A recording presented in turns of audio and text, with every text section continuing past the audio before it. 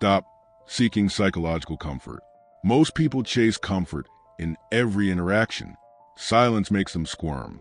Disagreement terrifies them. Tension triggers an internal alarm. But comfort is the enemy of leverage. There's a subtle addiction hiding under the guise of politeness. The addiction to psychological safety. You prioritize smooth exchanges over positioning. You soften your words. You apologize unnecessarily. You avoid friction.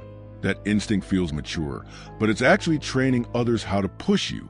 High-V individuals, those with high value in social, corporate, or personal contexts, do the opposite. They observe tension.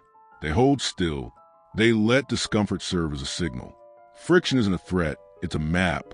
It shows hierarchy. It tests confidence. It reveals who will stand firm under pressure. Consider Angela Merkel in her early chancellorship. She didn't chase approval with every EU negotiation. When others tried to rush or pressure her, she would pause, hold her position, and allow silence to reveal who was serious. That calculated discomfort elevated her influence across Europe without raising her voice. Next time someone challenges you, pause. Count to 3 silently. Observe the shift in their behavior. Ask, does this moment require action, or does stillness serve me better? Discomfort is a tool, but to wield it, you must detach from short-term validation. Detach from immediate approval. The craving for instant validation is a quiet puppeteer. Nods, smiles, verbal agreements. They all feel like victory, but they chain you to others' expectations. Psychological principle. Approval is dopamine. It releases tension. It rewards predictability. But predictability is leverage for others, not for you. Strategic individuals act without dependence on instant applause. They endure temporary misunderstanding to secure long-term positioning. Example, Satya Nadella, CEO of Microsoft, faced internal skepticism during the early transition to cloud-first computing. He did not adjust his stance for immediate approval. His team resisted. Shareholders questioned. But he prioritized long-term positioning over momentary comfort. Today, Microsoft's cloud dominance is proof of strategic patience. Actionable insight. Ask yourself before speaking, am I seeking comfort or positioning? Then choose your words aligned with outcome, not reaction. Stop right now and reflect. How many times have you altered your stance to earn nods? Write one recent example down. Once you detach from instant approval, you're ready to master your response tempo. Shift from reaction to strategic delay. Reflexive responses feel powerful, but they signal vulnerability. The real power is in timing. Immediate reactions reveal triggers and patterns. They expose pressure points to those who would manipulate you. Introducing intentional delay shifts the psychological balance. It makes others wonder, reassess, and tread carefully. Example, think of Warren Buffett in shareholder meetings. Challenged aggressively, he rarely reacts instantly. He pauses, observes, and then responds with precision. That deliberate timing communicates authority and recalibrates power dynamics without aggression. Practical exercise. Next conversation, implement a 3-second pause rule. Count silently before replying to any challenging statement. Observe reactions. Ask, does this silence shift perception? Timing controls momentum. But influence isn't just about when you speak. It's also about what energy you distribute. Redefine kindness as selective. Kindness is often romanticized as limitless generosity, but unlimited kindness is cheap influence. Principle: high-value individuals practice selective generosity. Energy, time, and support are assets, not obligations.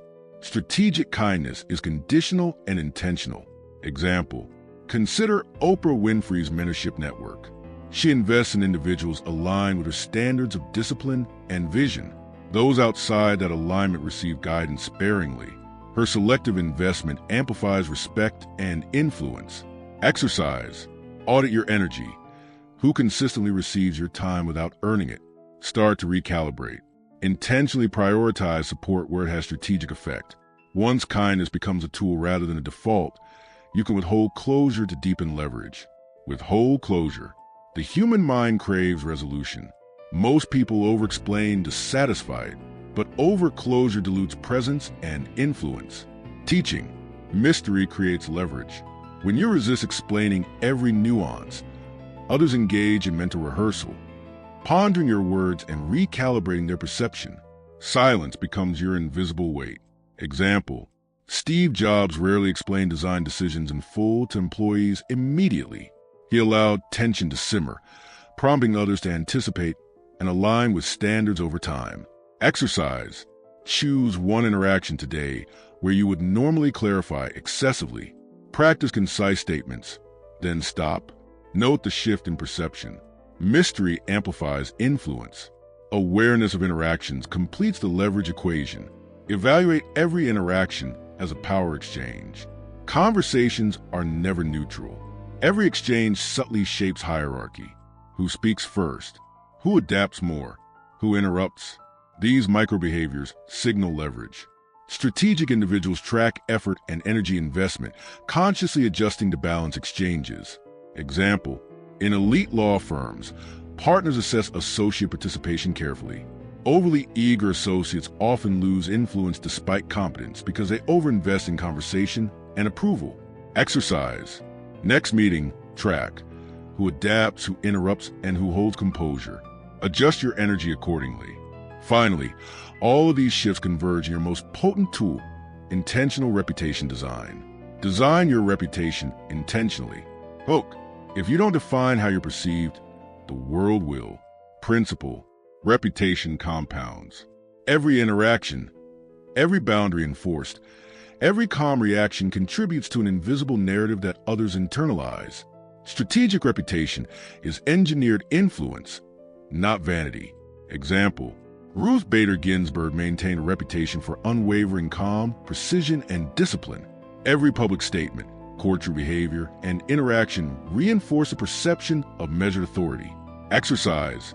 Identify 3 words you want people to associate with you. Audit the past week. Did your actions reinforce these words? Plan adjustments to close gaps. You've just taken the first step from comfort seeker to strategically present. 7 shifts. Tension tolerance. Approval detachment. Strategic delay. Selective generosity. Withholding closure. Energy evaluation. Reputation engineering. These are not tricks. They are structural upgrades in behavior, perception, and positioning. You do not need aggression, hostility, or moral compromise. You need discipline. Call to action. Start small. Pause today. Say no to convenience. Let one's silence linger. Observe the shift. Drop the affirmations below. I choose influence over approval. I control the tempo. My energy is earned. I embrace mystery. I shape perception. Consistency compounds influence. Repetition ingrains authority. Positioning becomes internalized. You no longer chase comfort. You command presence.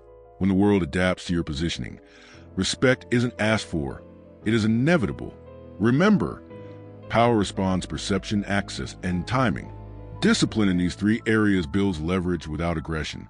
Stop acting nice to survive. Start moving strategically to lead.